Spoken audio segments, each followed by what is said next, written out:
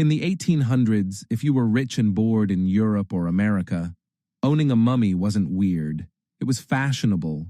You could unwrap one at a dinner party, burn one to fuel your train, wrap your meat in the paper made from it, or, if you had no class, grind one into powder and eat it.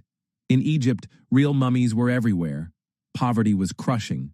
Grave robbers raided ancient tombs, selling the dead like novelty trinkets to eager Westerners.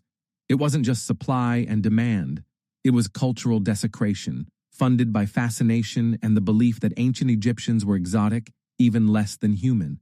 For generations, humans had practiced medical cannibalism, believing that gladiator blood healed epilepsy and human fat was a homemade remedy. Later, Europeans believed powdered mummies cured illnesses like headaches and heart attacks. The cure-all was called mumia, sometimes taken as pills. Yes, they ate ground-up human corpses, but demand got so high, sellers ran out of royal remains and started grinding up poor Egyptians, executed criminals, and people who died recently. The medicine people swore by might have just been somebody's impoverished neighbor.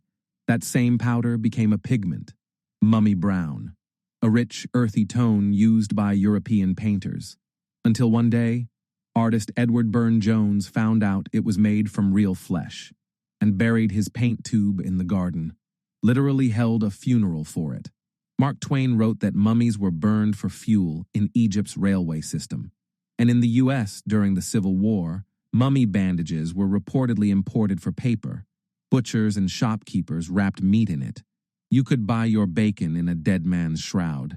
For the wealthiest Victorians, owning a full mummy was the height of exotic interior decor. For the less wealthy, you could still buy a hand or a foot as a souvenir. Was it scientific curiosity or grave robbing at scale? The West didn't just take Egypt's treasures, they consumed their dead. History isn't always honorable, but it should always be remembered.